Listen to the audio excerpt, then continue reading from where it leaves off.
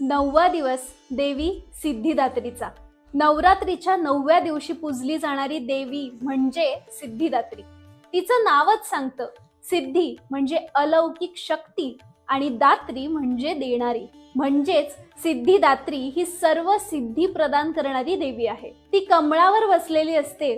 तिच्या 4 हातात गदा, चक्र, शंख आणि कमळ असतात. ती पूर्णत्व, संतुलन आणि कृतज्ञतेचं रूप आहे. त्यानुसारच आजचा आपला संकल्प आहे, आज मी माझ्या जीवनात कृतज्ञतेने संतुलन आणि पूर्णत्व आणणार आहे. आजचं ऊर्जा वाक्य आहे, मी पूर्ण आहे, मी संतुलित आहे, मी जे काही मिळवलं आहे त्याबद्दल कृतज्ञ आहे.